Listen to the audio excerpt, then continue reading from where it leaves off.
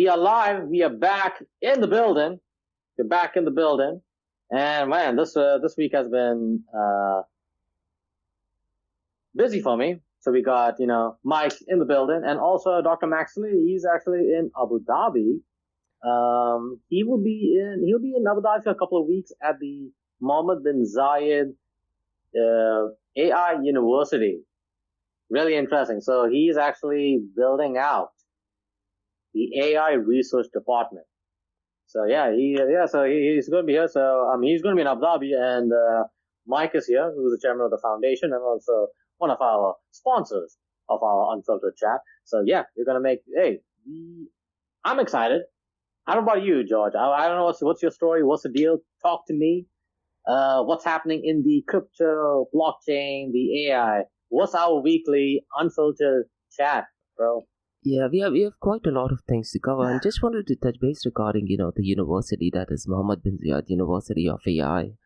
I think there was an article which was published recently that talked about, they don't have professors over there, rather they have industry experts who are professors at the university, isn't it? And what better person than Dr. Maxley, because I think he's absolutely phenomenal, and he's a professor as well in one of the leading institutes from in Columbia University. So he heads the electrical engineering department. So he's been doing that for over a decade over there. And then before that, he was working with Qualcomm, along with the other co-founder, Dr. Sean Yang. So quite the heavy hitters. And also when I looked at the roster of the Mohammed bin Zayed University, and it's a long acronym, I guess like MBZUAI. Yeah, Mohammed bin Zayed University of Artificial Intelligence. So like that. So, so all the folks who are teaching it, they all are actually, just straight out from the industry, or they're still working in the industry. So I think that's totally fantastic, totally outstanding to have industry folks in the space who are teaching, the future, builders and PhDs in the area of AI, and not only just the science side, but also from the business side as well too, which I think they are building that out on a later stage. So I think it's really fascinating to see what's happening in Abu Dhabi, and also got to add this too, by the way, on Twitter, man, George. So with Oort, we are in collaboration with the university, where Dr. Maxley and Dr. Yang would love to receive resumes of young professionals and those who want to be PhDs or join the PhD program. So hey guys, check out his Twitter. It's Max_Columbia. So have a look, and if you're interested in joining the program, you can reach out to him directly. No middlemen, no busybodies. You're talking to the man, the myth, the legend, Dr. Maxley. He's in the building, yo. That's absolutely good. What I'll do is I'll probably send over my niece's CV, because she's definitely looking for internship, and what better person to do it under Dr. Maxley? I'll definitely do that. Do it. 100%. Do it, sir. Thanks so much for that. Now, in the world of cryptocurrency, blockchain, we have quite a lot of things to cover. And the first thing is an event that is scheduled to take place on the 2nd of April, which is where the tariffs are going to kick in, and it is also termed as the Liberation Day for United States of America. So we'll touch base on what does it actually mean, not just for United States of America, but going beyond that is for the price of Bitcoin and cryptocurrencies. And then we'll also go and touch base on Tornado Cash Markose, where the sanctions have been removed. We'll go and take a deep dive into BlackRock. They are getting into Europe, but they're getting into Europe with ETP, which is exchange traded product. So we'll go ahead and briefly go ahead and touch base on this, and we'll go ahead and touch base on quite a lot of other things as well. And looks like SEC is back in the news, but this time it is in a positive news. But let's go ahead and kickstart with talking about tariffs, which is scheduled to take place on the 2nd of April. Now, we were supposed to have a guest. I'm not sure if he's going to join in, Jermaine. In case if he joins in, maybe he can share his thoughts and opinion on it as well. But what is your thoughts, Markose, regarding tariffs? And how do you think will impact the price of Bitcoin and cryptocurrencies? I think we have Jermaine, Markose. I think you'll have to put him in Oh, Deb, all right, he is back. He is in the building. All right. We got Jermaine. Man, you guys are in the same house, man. Look at you both. I'm just next door, so I don't know who's going to grab who a cup of coffee. Do you want me to bring it to you, or you bring it to me? Thanks so much, Jermaine, for doing this. Really appreciate it. Yeah, man. Hey, Jermaine, it's good to have you. And hey, I just want to say how I met Jermaine. We met at the Mosaic Church, or maybe like a couple of months ago or something. So it's kind of cool, like the project he's working on. He's working on Sociallocket. Oh, nice. And talk about tech and stuff. So it's kind of cool, and definitely has been in the device scene for quite some time. So definitely, I'm glad that we got to do this, and just go with the flow. And yeah, let's get this party started. So before we get into the nitty gritty, Jermaine, love our folks to know about who you are. Where did you come from, sir? And what is your origin story? Jesus Christ! When you ask me where did I come from, it's like I fell from space, right? I guess. I live and breathe technology, so especially see what you guys are doing in the blockchain space. It's really needed.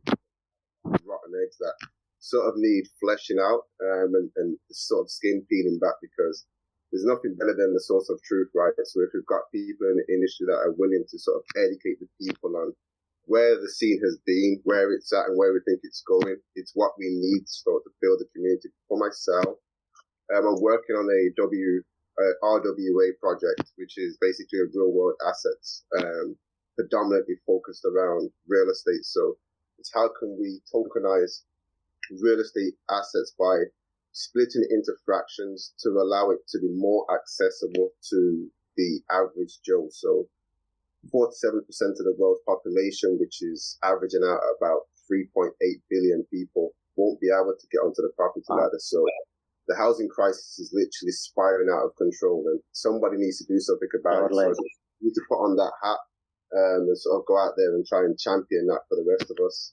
Mm-hmm. I think I'm called to sort of take on that mantle. So yeah, that's what I'm working on at the moment. So that's, I guess, enough about me. Let's get rid of the fluff.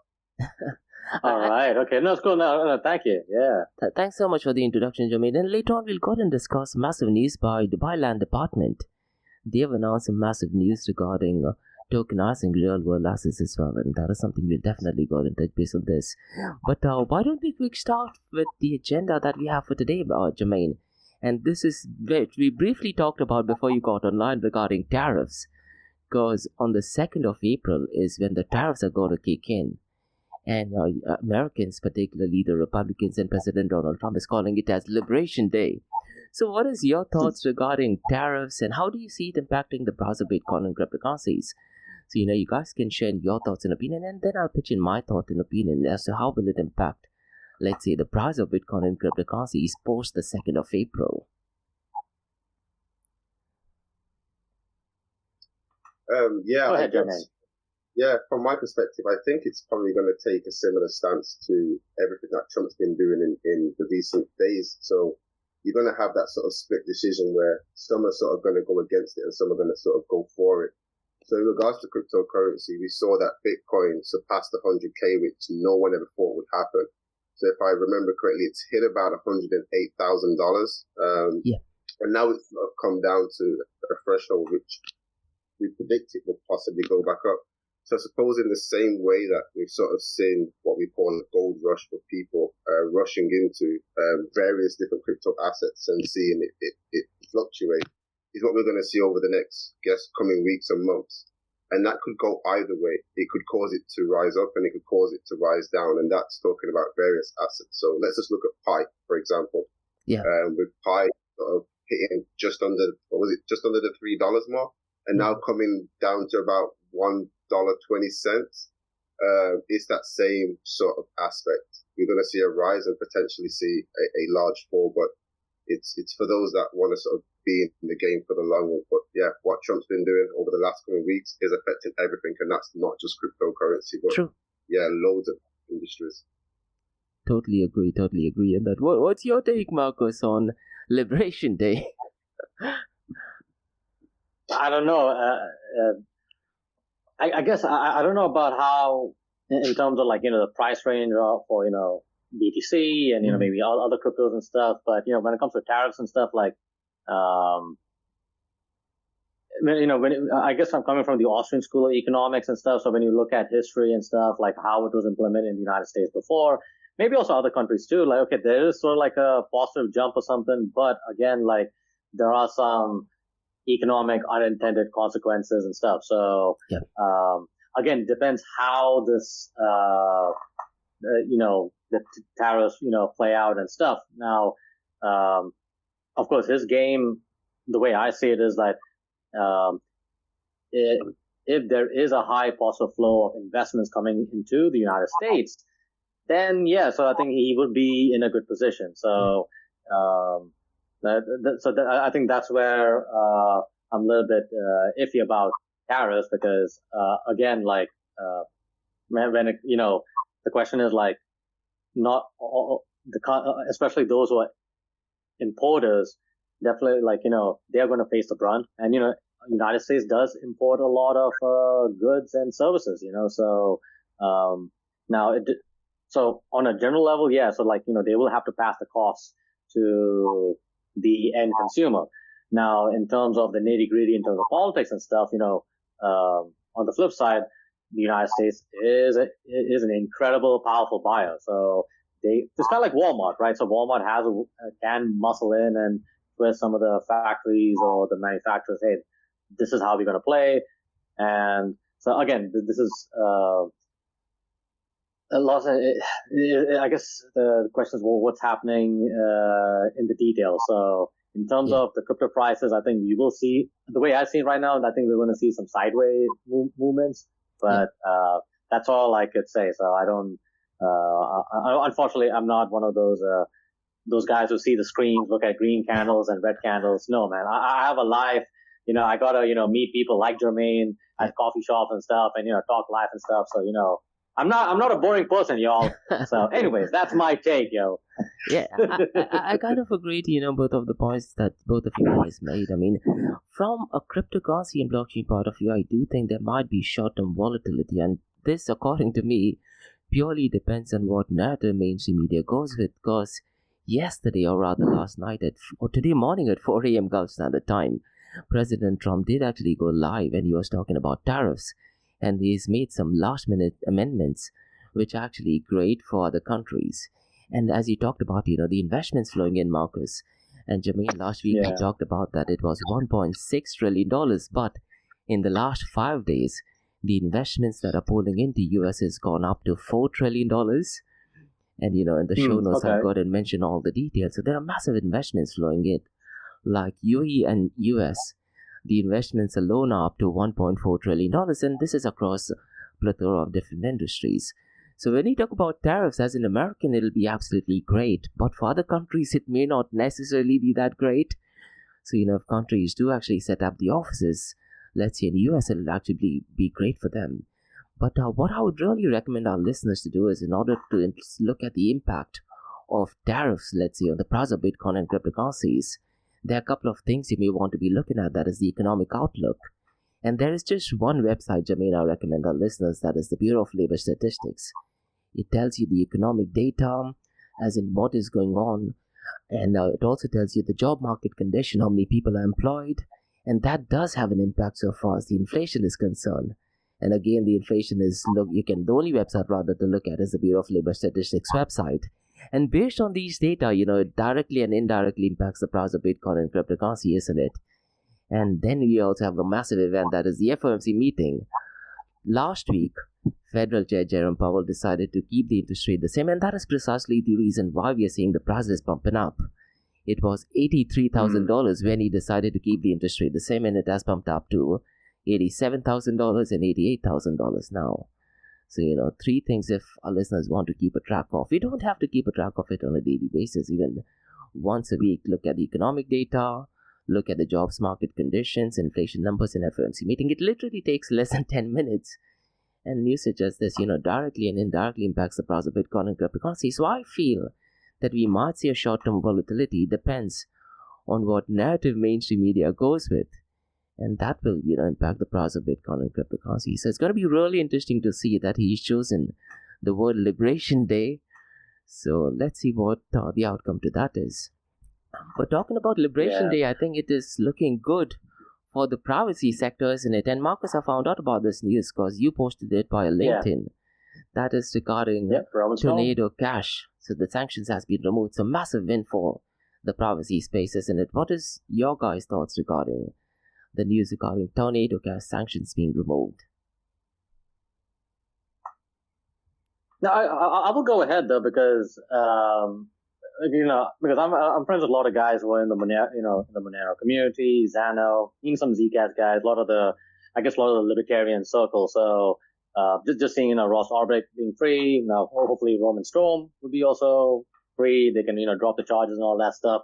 And especially if you're like a developer and stuff, like because one of the scary situation is that you could get arrested for just writing a program and stuff, and especially in the United States, code is considered law and stuff, so it is free speech. So, but then again, like, you have free speech, but you also have to deal with, the legal situation and stuff. And, people can, use, law warfare or lawfare to use that word, to create, lots of, issues and stuff. And good example would be Roger Ver. So I know a lot of the guys in the privacy community are they're ecstatic about it, and also those who are in the cybersecurity space too. So it's not just the privacy side, but also the cybersecurity folks too.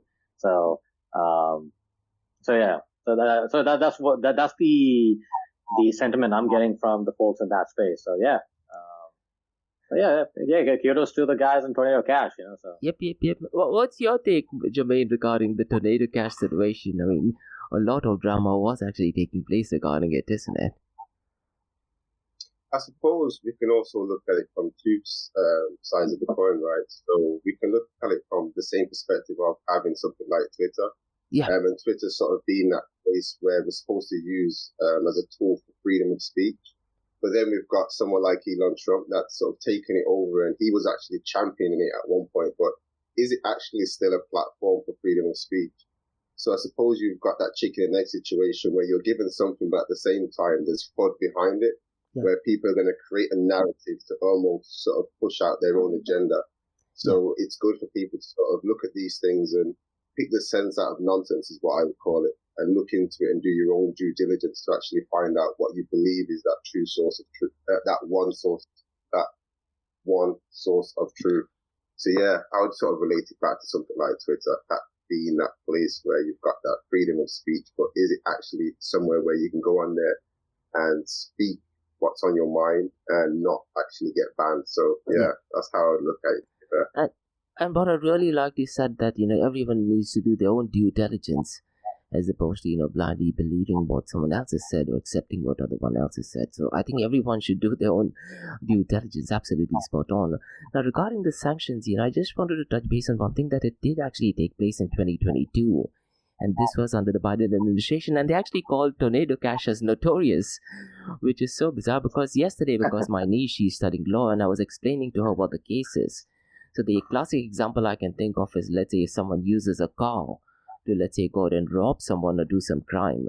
What they actually did was they actually sanctioned the car as opposed to the person. That is the best example I can think of, isn't it? But there's a really interesting update to this. Now, what the Trump administration, the guy, I think it is Scott Bessent, what he's saying is, legally he wants to go out and moot the case. Now, legally speaking, when he talk about moot the case, and this is thanks to my niece, in law it essentially means that an issue or case where mooting actually means that it has lost its practical significance because the underlying controversy has been resolved one way or the other. But there is a possibility that, let's say if the administration changes, they can go ahead and put the case back once again. So that is one of the dangers still with Tornado Cash. And this is the area which is, Coinbase's lawyer, that is Paul Grewal. He's saying that, we should not be mooting the case. Rather, a decision should be made by the judge that this case has been sanctioned. Now, it is, two sides of a miserable coin, because if that thing happens, which means the tornado cash sanctions cannot be removed, and it'll be pending the judge's decision, which might take a much longer time. And more importantly, the developers, they will still remain in prison. So, it is, I'm not sure what the industry is actually going to go with here, because right now, I think there are 3 developers, isn't it? There's Roman Storm, Roman Semenev, as well as Alexei Pertsev. And we talked about Alexei Pertsev, Markose, where he was released on the 6th of February 2025, but Roman Storm... He's a guy in the Netherlands, right? Is that correct? Yeah, that is correct, yeah. Alexei Pertsev was in Netherlands, and he was set free. All right. But about Roman Storm, if I'm not mistaken, he's still in prison in US. Now, there are 2 ways of looking at it. If they want him, if the case is mooted, he could potentially be set free immediately. But let's say if we want a complete end of this case, the judge will have to go ahead and make the decision, which might take a much longer time, which means he will still remain in prison. This is one of the worst kind of cases, isn't it? According to me, this particular project should not be sanctioned in the first place itself. That would have been the ideal thing. The less government involvement by either party, that would have been absolutely great. So it's going to be really interesting to see what the outcome to this is. What I can say is, for the listeners, you may want to check Paul Graver. He's the head of lawyer for Coinbase, and he's the guy who's actually fighting against, the SEC and other companies and less legal jurisdiction. So it's going to be really interesting. This guy, Paul Graver. Yeah. So he's the general counsel for Coinbase, right? Yeah. Okay. All right, and he had a case against SEC as well, and he's representing more of the industry as opposed to just Coinbase. Oh, okay. Yeah. So, all right, interesting. Yeah. The next. All right, we'll see. Okay, we'll see how it goes, though. So, yep. The next news is regarding BlackRock, and they are launching an ETP, which is an exchange-traded product in Europe, as opposed to an exchange-traded ETF, which happens in US. Now, I do feel when it does actually go live, that is once again going to kick in the price of Bitcoin and cryptocurrencies. Now, I did not know the key difference, between ETF and ETP. I just thought, I'll just share some basic level information, absolute basic level information regarding ETF and ETP. ETF in US is by the SEC, but in Europe, they have, the financial authorities like BaFin in Germany and FINMA in Switzerland. And when you talk about ETF, it is more catered to US. It is more to do with institutional investors, but in Europe, with the ETP, which is an exchange-traded product, it will be a physically backed Bitcoin strategy, and it's got to be more catered towards retail and professional investors in Europe.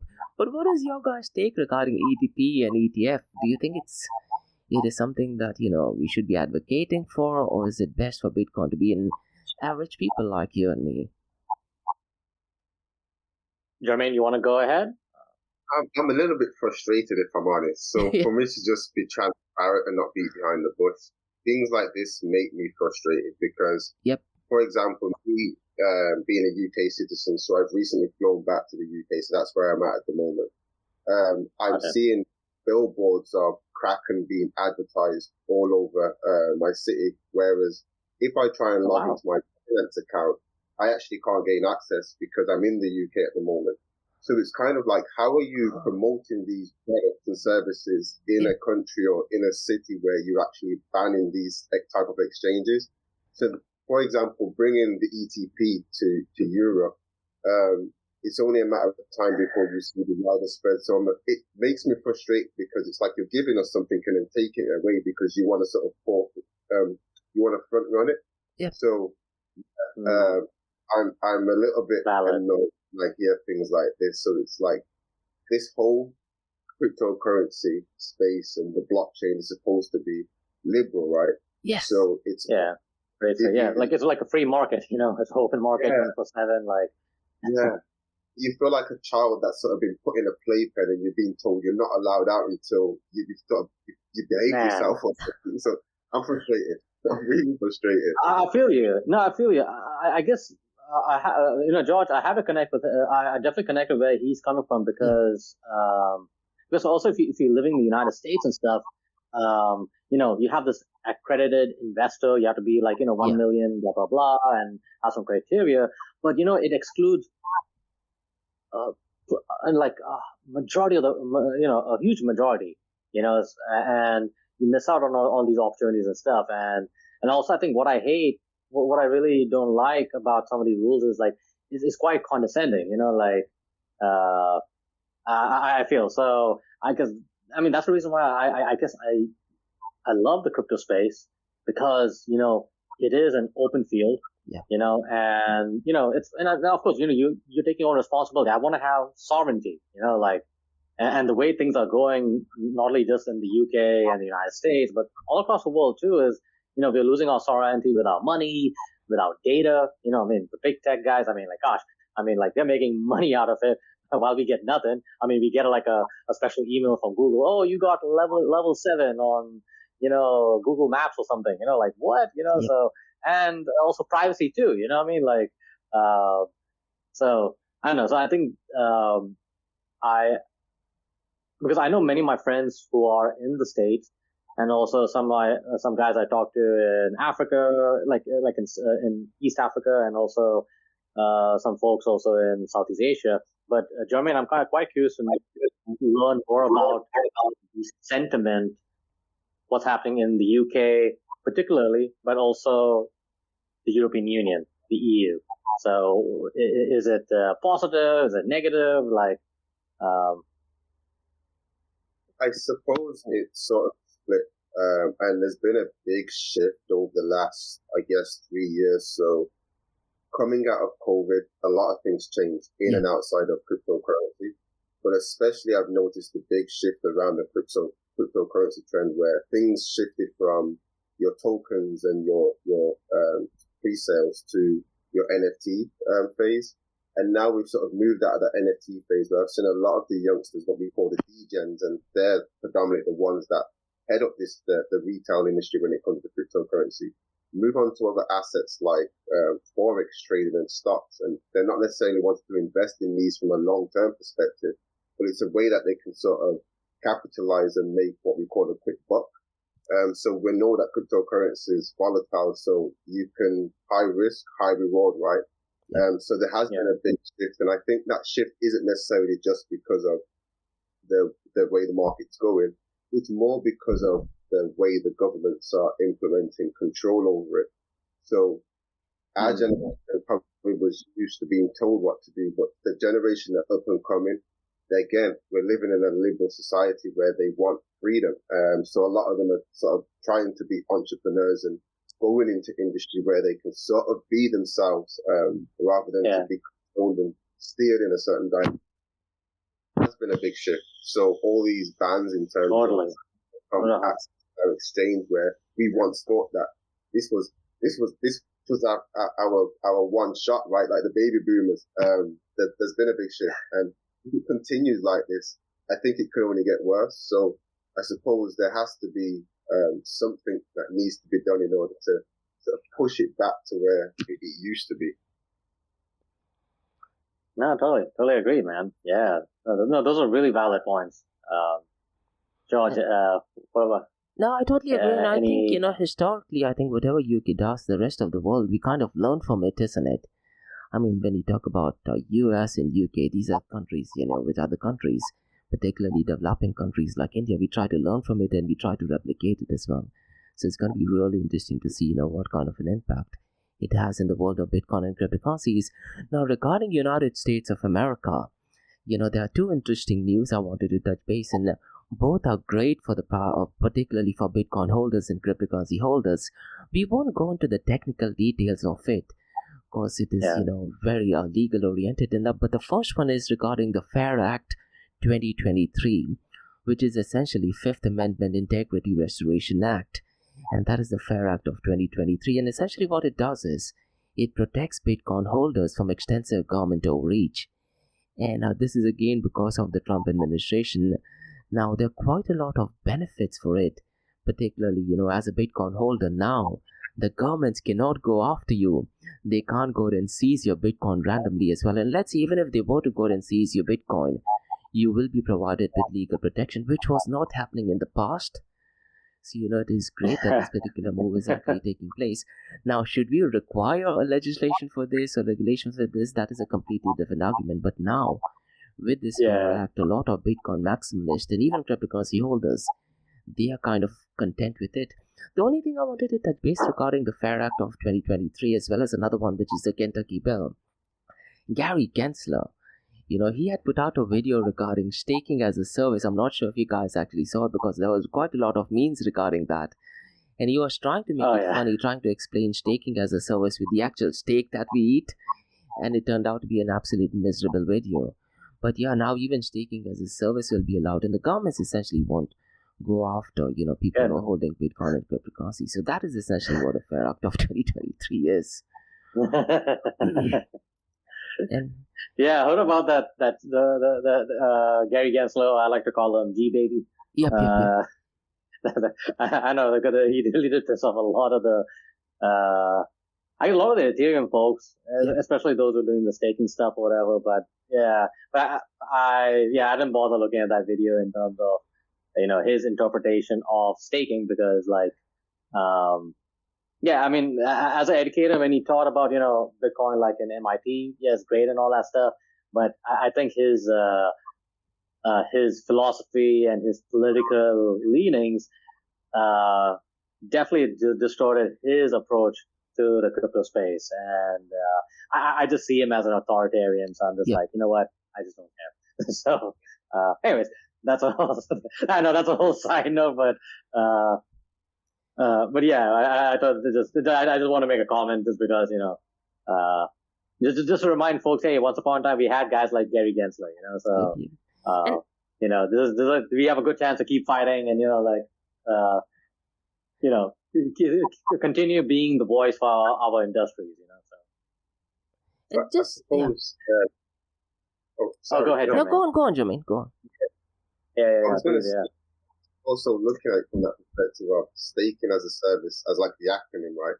Are they trying to confuse things again? So it's SaaS. So like predominantly people know as SaaS as software as a service. Okay. Yeah. So introducing something like staking as a service, like come on, it sounds good. I could probably see the benefits, but is it? Did we need to use that name, staking as a service? I know. I think it's. I will blame the, marketing folks like myself. We're trying to push these. We're trying to push these narratives and stuff, and again, I get it. Like, it's all about controlling the narrative. So that's what's happening. That's what they use, like these kinds of wordings, because it's easier for the regular Joes and Janes out there to catch it. But then, of course, at the same time too, it does create unintended consequences, which means like you said, some people get confused by it. So yeah, I know it's like kind of like a smoke and mirrors kind of game. So. Yeah, so that is one act which is, the Fair Act 2023. So what we can do is probably in the show notes, we can go ahead and put the official link to the Fair Act. And these are legal words. So what I think our listeners can do is, just copy paste that Fair Act, put it into ChatGPT and ask it to summarize it, isn't it? Make it short and sweet rather than reading through. That's what at least I have done. I also went ahead and asked ChatGPT, can you explain how does it benefit Bitcoin holders? And it gives a very short and sweet concrete answer. Now, along with the Fair Act of 2023, there's another bill which is signed, that is Kentucky bill, and this is called as House Bill 701, which again is great because this particular new law protects crypto self-custody, but it exempts mining and staking that we talked about from security laws and blocks or local transactions. Does not have any restrictions, particularly when you talk about mining.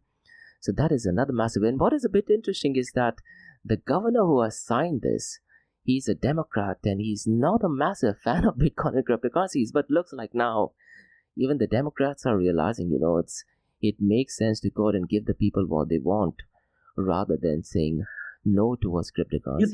You think? Oh, all right. Finally, these bureaucrats, they say, I think we should give them what they want.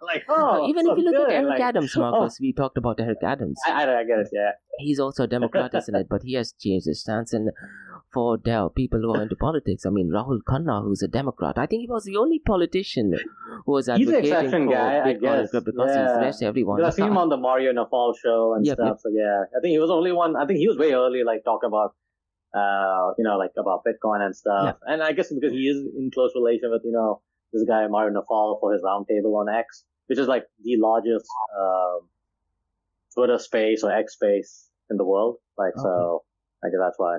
So. And Jermaine, But yeah, it's interesting to see the change of tone, but still, I'm always skeptical, Jermaine. Like, if you know me by now, I'm quite super libertarian. I'm like, you know what, like, I just need less government on my life, you know, so sometimes, like, because I just keep seeing, like, all these new laws, all these new amendments or something, it just adds way more burden on the regular Joes and Janes out there, you know what I mean? Like, so, because the reason I say that is, like, I mean, George, correct me if I'm wrong, because I think in the US, like, there's so many laws, like, it's almost like every day as an individual, you will be committing like three misdemeanors, or I don't know, I forgot what's the terminology, but like, basically you're like a level 1 criminal or something, you know what I mean? Like, it doesn't matter if you're black, white, you know, Hispanic or whatever, like, it's just all these laws, you know, so it just kind of I don't know, I think it's just a burden, to be honest, like, so. Anyway, so please, sorry, George, please go ahead. Yeah, Jermaine, go on, Jermaine. Yeah, I was going to say, I suppose, I totally agree with that point that you just made. It's just wrapping things up and making things a lot more confusing, right? So you don't know whether to step left or whether to step right or whether to even leave your house. And I suppose if you stay in too long, they'll probably be introduced to a law that you need to leave your house within a certain amount of hours or days. Otherwise, that's going to become a penalty. Yeah. But Jermaine, I just want to, because I know you're in the UK, right? So just recently, like, some of my American friends, right, but also some people I know here too, they didn't know, correct me if I'm wrong, like, you guys have what you call the TV license? Is that a thing? Right? That is a thing. That is a terrible thing that got introduced some years back. But yeah, if you don't have a TV license and they find out that you don't have one, they come round and they post this letter through your letterbox, and it's almost like, look, you pay us for taking you to court. Yep. But I suppose a way to get around that, because I don't really watch TV, if I'm honest. The things that I do watch are more in terms of YouTube, and I'm actually wanting to research something. Where that's not classed as watching TV, you're watching something on the internet. So if you're streaming something through like a streaming service, then it's totally different. And then you can use your smart TV for that purpose. But if you have a TV and you're watching your typical daytime TV shows, like your EastEnders or whatever those shows may be, or your Apprentice, for example, then your TV license. That's if you're through the actual TV and you're not re-streaming it back from something like YouTube. And the moment you switch on the TV, you get a letter. I gotta ask you this. Go on, Markose. Sorry, George, go ahead. Oh, sorry. I just wanted to comment. Okay, so, say for example, I'm living in the UK, right? Somewhere in Southall, right? I'm assuming a lot of Indians over there, so it's kind of difficult. But, I meet all these bros over here, bro. So, like, but say for example, if I don't have like a smart TV, what if I have one of those, these wide white screens and I have a projector? And, you know, like, connect to the internet to watch my shows or watch something, does that classify as a TV? I mean, this is not a legal advice or a financial advice. This is just for entertainment only, guys. So. So I guess that's an alternative, and that's a smart way of doing it. But I suppose what you could do is, for all those that want to sort of join you, you probably charge a fee at the door, right? So everybody that wants to come in, you provide the popcorn and almost turn it into like a cinema room. Hey! Okay, all right, okay. Okay, thank you so much. I like this. Yeah, the only... Also, sorry. No, go on, Jermaine. I think there's a bit of delay. Go on. I think I'm interrupting everyone. Go on, Jermaine. No, I was going to say, going back to the laws that they're sort of introducing over in the US, one of the industries that could capitalize and benefit from this is similar to, I believe it was your niece, right? So she's studying law. Yeah. So for those that are in this field, they're going to benefit from it in essence, right? So I suppose that's kind of a narrative that we probably should be pushing onto the next generation, that if you want a job and want to be sort of secure for a long time, go and study law, because the way that they're changing these laws, someone's going to need represented. Yep. Man, That's crazy. No, that's crazy, man. But George, I mean, I know you've been in the UK, right? So Yeah. I mean, I know you live there, you study there. I mean, like, you know, you did your work over there as well. That's how I got introduced to Bitcoin as well. And I do remember, if you just switch on the TV, you get a license or a letter from the government stating that, you know, you need to go out and buy a license or you're going to be taken to court. Now, one thing which I wanted to ask Jermaine is regarding, you know, UK, and this is more from a political point of view.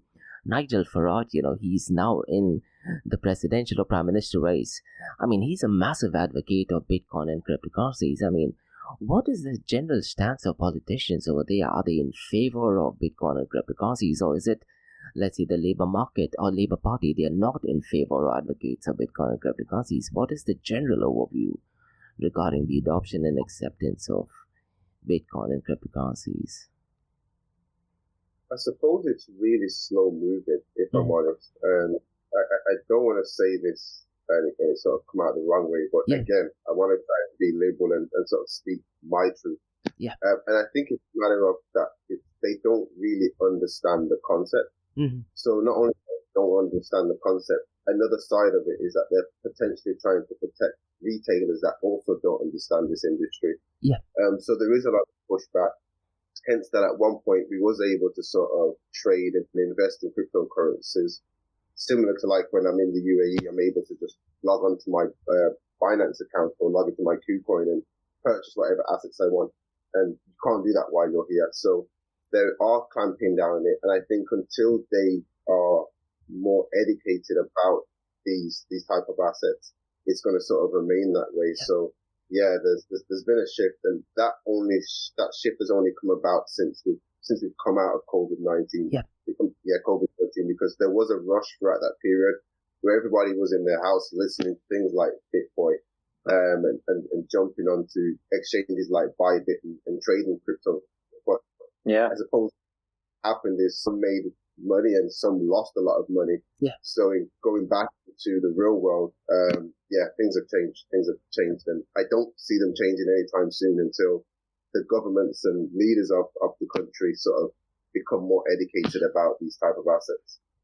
And for that, you know, I'm starting a new project called as Bitcoin DXB, which is catered more towards politicians, high net worth individuals, lawyers, and educational institutions, where I'm trying to educate them just what Bitcoin is, not necessarily cryptocurrencies as such, just explaining to them the difference, you know, between Bitcoin and cryptocurrencies. As a matter of fact, at 2 p.m. today, I'm going live via LinkedIn with Justin, and we're going to be talking about Bitcoin versus cryptocurrencies. And if you do want to with Justin Harper? Yeah, with Justin Harper, he was with Crypto Radio, right? With Crypto Radio. Now I believe he's with Khalij Times, so we'll be talking about quite a lot of other things. And going back to regulations, going back to regulations, the only thing I can say is what governments can do is they should do absolutely nothing.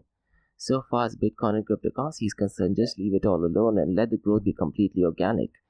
That'll be the best thing for Bitcoin and cryptocurrencies. I definitely do think that.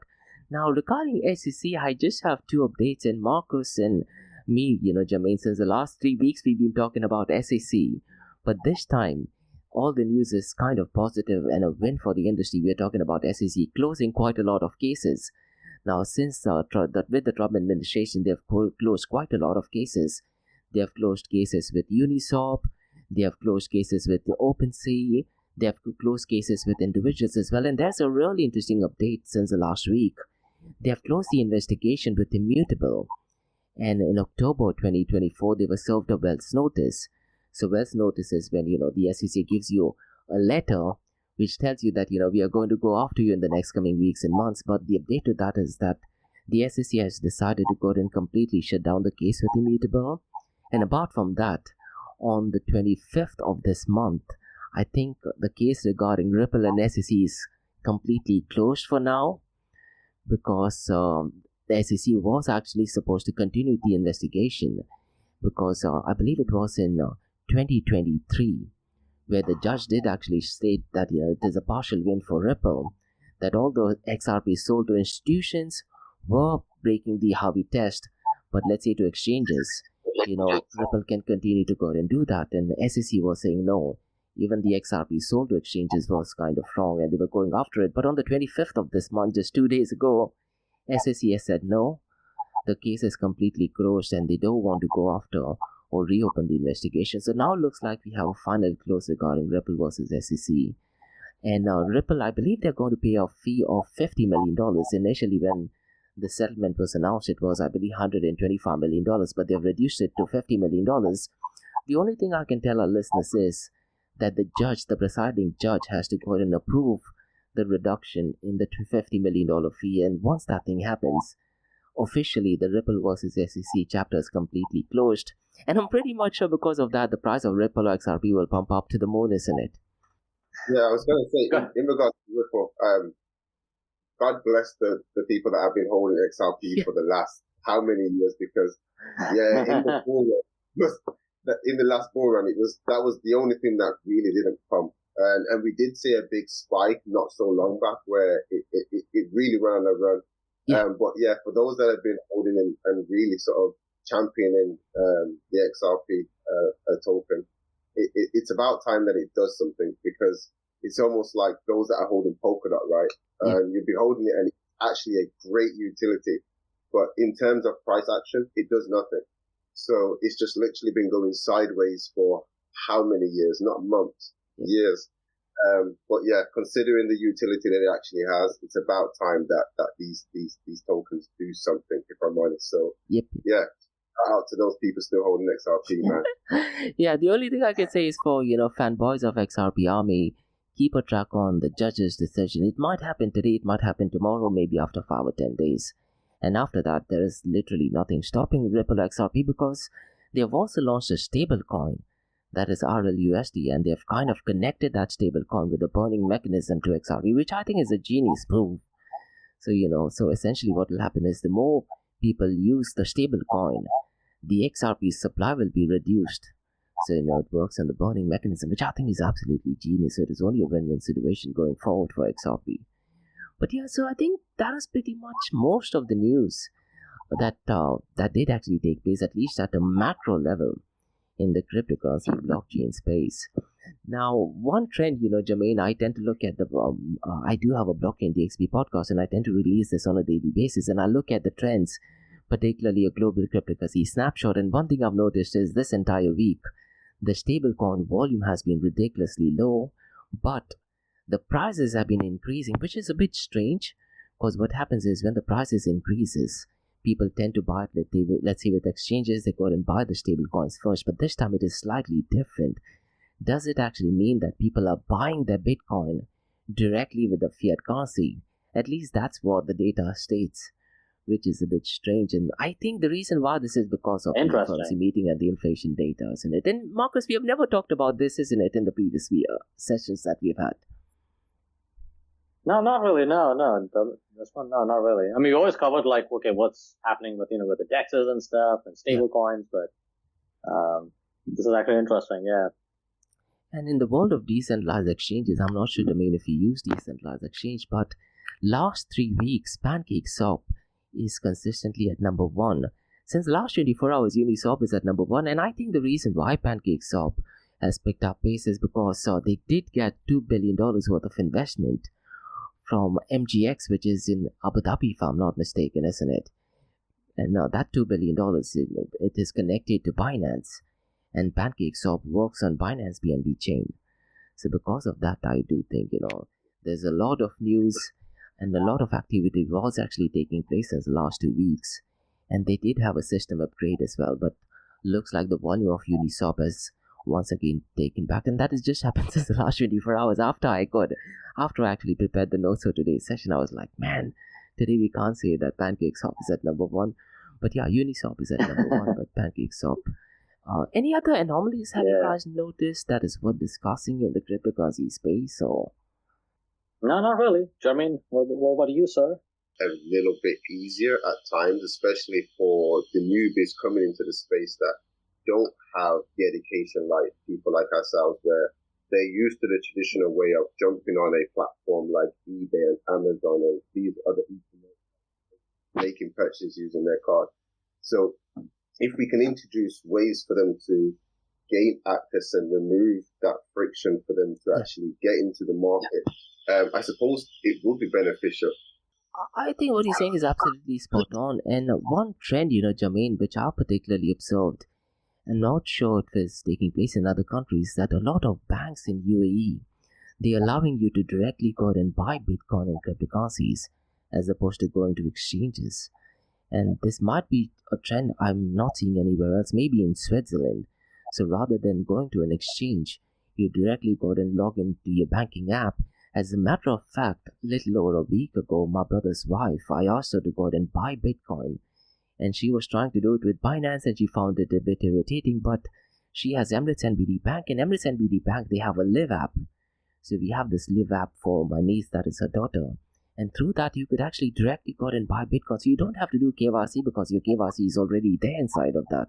So yeah, I think what you're saying is absolutely spot on. Yeah. And news such as this is great for the banking industry, but it does pose a threat to centralized exchanges, which I think is great, isn't it? Why go through a centralized exchange? And it's going back to the point that you mentioned, it's all about the user experience. Because she tried to do the KYC for Binance and she was finding it difficult, and she already had the Live app. She literally bought it in just a matter of 2 minutes. And she did not buy a lot, but just to get an experience of buying it. But yeah, I do think that is definitely a game changer. But I'm assuming that obviously the rates would be higher just because it is added for these banks. It is like a added risk. Yeah. So you pay a little bit premium for it. So the biggest risk for that is whether it is a custodial or non-custodial Bitcoin. Are the banks still in control of your Bitcoin, or do you get full custody of your Bitcoin? Can you go out and transfer your Bitcoin onto, let's say, your hot wallet? That is something, which I got educated. But yeah, I think it is an absolutely excellent point. So it's going to be really interesting to see, what happens going forward. Now, the next news I wanted to touch base on, Jermaine, this is your area of expertise. And there was news from United Arab Emirates, where the Dubai Land Department, they went in and talked about tokenization. And they have a project called as Real Estate Tokenization Project. And it'll be great to get your inputs on this because you're also working on real world asset tokenization. But before we get into that, I just wanted to touch base regarding the news that is circulating even in mainstream media, particularly in UAE. They're talking about Dubai Land Department has offered tokenization, but unfortunately, there's no official information as to which blockchain it is going to be used, what tokens are going to be used, and is it going to be built on permissioned or open blockchain. But what is your take on that, and what is it that you're building, Jermaine, in your platform in the world of tokenization? That'd be great to tell our audience as well. Yeah, I think it would be a great move for them to really adopt it. I suppose it wouldn't just be a great move for the actual government officials, but it would also be a great move for those that are able to sort of take part in this transition. And I think I don't know what chain I can't remember the name of the chain that's working with DAMAC properties, but DAMAC properties have already Mantra block. Yes, they've made that transition already. Where I think it's that there's a substantial amount. I think it's in the billions or $1 billion worth of assets that they are planning to get onto the blockchain and tokenize those assets. And whether they're going to do something with it or not immediately, I suppose what they're really doing is looking forward into the future because they see where things are moving. So rather than sort of waiting at the train station and allowing the train to leave the station without you, they've made sure they've secured themselves a seat. But it's all about seeing that there's been a shift over the last few years with technology in itself, especially as AI startups are popping up like local corner shops these days. Yeah. So things like Spotify have changed the way that we listen to music, and then things like Netflix have changed the way that we interact with watching TV. So it's a no-brainer and no doubt that things like tokenization and real-world assets, and not just focusing on real estate, but even thinking about precious metals like gold and silver, and even thinking about other commodities like art. So there's so much use case for tokenization in the world that we live in today that it's just a matter of time before you see a lot of different government officials making that shift. But I think things like what we're doing today and having discussions about it is key, because the lack of knowledge is what's going to cause people to suffer. So they say failing. Totally, 100% agree. So it's important that we have these discussions and have these dialogues to ensure that there's a way for people to tune in and to listen to what experts like ourselves have to say about these topics, for them to, again, educate themselves, because education is key. And unless you know what's happening, you're none the wiser. So, yeah, that's my take on it. Yep. And in April, Jermaine, I'm having a session on tokenization where I go out and talk about the history of tokenization going back to security token offering. But I'm going to put you on the spot, Jermaine. And I have two specific questions regarding tokenization. When you talk about, let's say, real-world asset tokenization, how can we build it on an open blockchain? Because we need to do KYC, isn't it? Particularly when you're talking about, let's say, selling properties, or let's say a specific square feet by square feet. As I understand, we have to go ahead and do KYC. How do you go ahead and, let's say, do it on an open blockchain? A follow-up question to that is, can people, let's say, from sanctioned countries, can they also be part of the whole tokenization ecosystem? Because I've asked regulators to this and they've told me, we don't know the actual answer to that at least yet. So maybe people are still figuring out, and it'd be great to get your inputs or insights on this, You're stirring the pot is what I would call it, because, when you speak about regulators, I was speaking some time back with VARA themselves. Yeah. And whilst VARA may have good intentions, it seems like they're playing the game of musical chairs, because they're shifting things around because they don't actually know what to do in this space. So you are right in regards to how do we sort of put it on an open blockchain in regards to tokenization, because we have to go through a KYC.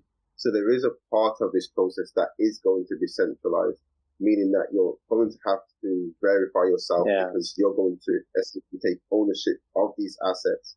But in terms of the actual tokenization perspective or part of it, that's still on the open blockchain. So the KYC is more about you verifying yourself on the actual platform. The tokenization, for example, being tokenized on a Polygon network or the Binance Smart Chain or even the Ethereum network, that bit itself is still pretty open. And you're able to then transfer that NFT, which is probably the representation of that physical asset, into your MetaMask wallet, and then start to transfer that to whatever location or whatever wallet that you want to. So there's two elements to it. From the KYC and the platform that you're using, yes, it's important that you go through KYC, because the last thing you want, especially having family that are in third world countries, or countries that have a lot of corruption. So I'm from a Jamaican background, and over there, it's very easy for you to bribe somebody to be able to get ownership of title deeds.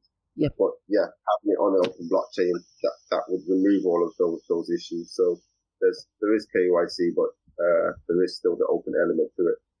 Yep.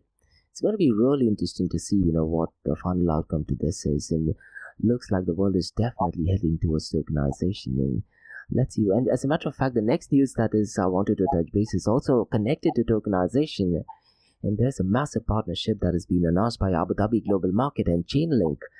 Now, Chainlink, according to me, Jermaine, in 2024, they probably had the biggest innovation called a CCIP protocol, that is Chainlink Interoperability Protocol, that tackles interoperability, tackles tokenization, and quite a lot of other things. And this partnership that they have with Abu Dhabi Global Market, they are actually going to be focusing on tokenization and interoperability. And as I understand, they will also be having events on tokenization, blockchain, interoperability, proof of reserves, and emerging standards. So what I'd recommend people to do is, definitely keep an eye on this partnership, especially for companies, because they will be having quite a lot of innovative ideas in the world of tokenization and even interoperability for that matter. Guys, would love to stay on here. This is sort of, again, what I think is needed, because communities and the people out there need to tap into forums like this to be educated. But I'm running slightly late for another call, so I'm going to dash off as much as I'd like. No worries, man. With you. I'm going to dash off. But thank you for having me. And thanks so much, Jamal, for doing this. Yeah. Thank you for swinging by, bro. Yeah, I'll definitely be swinging by next week. So Look out for the Lamborghini pulling up outside. Definitely. Absolutely. Thanks 100. so much for doing this. Hey, thanks for joining us. Thanks. Awesome. All right. Sweet. Yeah. John, all right. So we covered ADGM, we covered I think we covered everything. We covered pretty much everything. I think the timing was perfect. 1 hour, isn't it? I think we got it. Actually, yeah. It is. Yeah. And you also already touched base on, the update on Oort Foundation. No, we covered everything.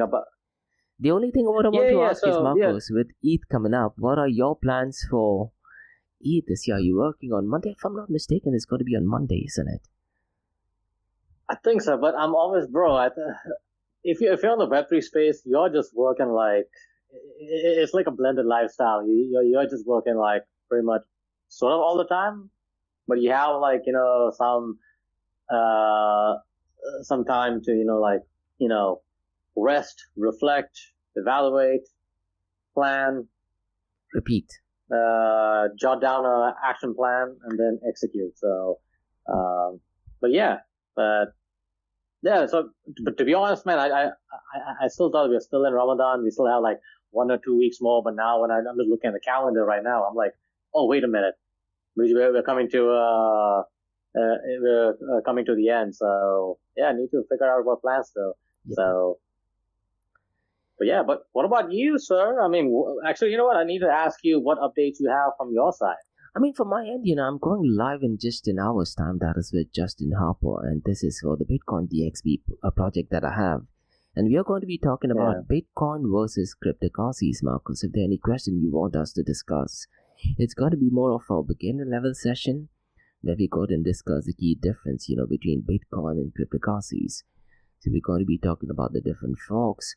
What is it that separates Bitcoin from cryptocurrencies? And apart from that, Markose, on the 5th of April, there is Arabian Warriors, which is an obstacle course racing event. And if any of the listeners who are into running or wants to go out and do any adventure activities, I'm a brand ambassador for Arabian Warriors as well as Spartan Race, which is another event taking place on the 19th of April. Sweet. So the code for both of them is George20, where you can score a 20% discount. And the event that is coming up on the 5th of April, Markose, there's a prize of 100,000 dirhams. And this is for a 5-kilometer obstacle course race event. And I think I tagged you on that on LinkedIn as well, isn't it, Markose? I'm pretty sure, yeah. I do recall. Sorry, it's just like many people also tagged me earlier as well. So, no, I think I'm pretty sure you did. But yeah, I think I tell you what, please do repost it again. Sure. Just so that folks know, like, hey, we got the Arabian Warriors coming up soon on 5th of April, 2025. Here's the discount code from yours truly, George20. Yep.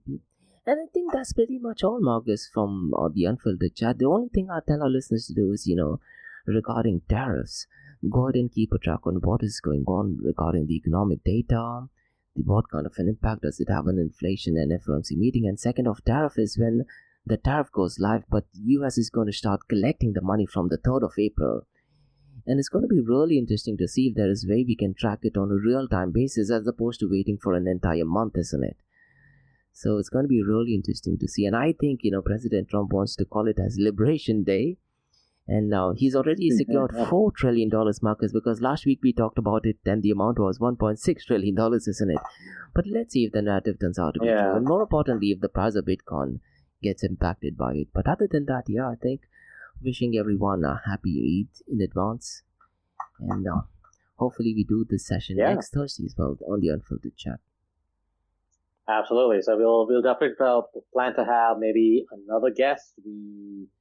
I do want to bring in this guy, Daniel Lebeau. Apologies if I mispronounced his last name, but he just released a book on DeFi. So he's a lecturer at the University of Singapore, I believe.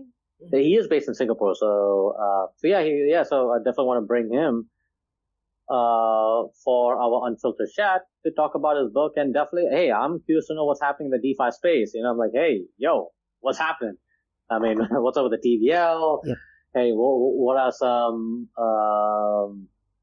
upgrades or innovations that we need to be aware of? Because that's one of the areas that I personally would love to see it flourish. Yep. So that's just my personal take. Kind of, my apologies for being selfish, y'all, but hey, this is one area that really is going to make an impact in our lives, in our daily lives. So I 100% agree, Markose. And in the Blockchain DXB episode, every day I look at one matrix that is decentralized exchange dominance. And I hate seeing the number of DeFi ridiculously low, and DeFi accounts for less than 10% of all the transactions. I think decentralized finance should account for maybe 30 to 40% on a consistent basis, isn't it? Then we can confidently state that the world is ready for decentralization and decentralized finance. So it's going to be really interesting to have him on the episode. So yeah, I think thanks so much, Markose, for doing this. Really appreciate it. And thanks, Jermaine, for doing this as well. Hopefully we have him on another session as well. No, definitely would love to bring him, especially now, we'll be covering more of the tokenization topics. So, and also, and George, I mean, you're covering also some of the news on, what's happening in the UAE, particularly real estate tokenization, which is going to be a pretty hot one. And he's right, though. They are, definitely these guys want to, make some headwind in this area. So, I think whoever can really solve the real estate tokenization aspect will definitely win. So yeah, love his thought leaders from that. So guys, we gotta go. Thank you so much for joining us here on the Unfiltered Chat. And we thank our friends from Society X as well as Oort Foundation for sponsoring this Unfiltered Chat, your weekly on crypto, blockchain, and AI. And George, thank you so much for your service. And definitely y'all got to check out his upcoming podcast, Bitcoin DXB, your home for everything Bitcoin. And yeah, excited for you and Justin to get on the topic on the intro on Bitcoin. So y'all be good, y'all be safe. We'll talk to you soon. Bye for now.